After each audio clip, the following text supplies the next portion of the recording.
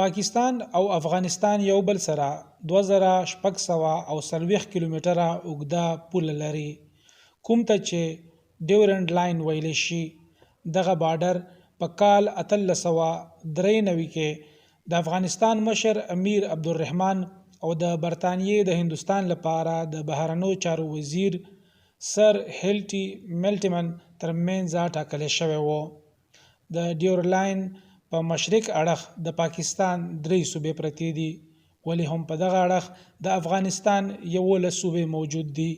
کچری موږ د جنوب نه شروع وکړو نو د پاکستان صوبه بلوچستان سره د افغانستان نمروز، هلمند، قندهار، زابل او څه برخه د پکتیکا یو کیږي.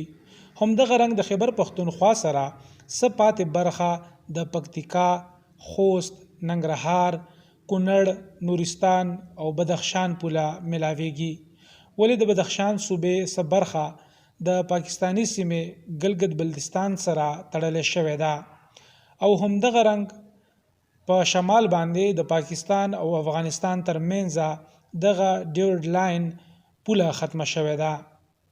د دواړو ملکونو ترمنځ کسه نورې کشالې هم شته دي، خو ولې افغانستان ډیورنډ لاین پولې ته فرضي کرښه وایي او منلو ته یې تیار نه دي، او دوی د اټک سیند پورې دعوه لري، ځکه پاکستان ورته بیا په سرکاري توګه دغه پولې د منلو وینا کړې ده، خو ولې د افغان یو حکومت هم تر دې دمه دغه منلو ته تیار نه دی.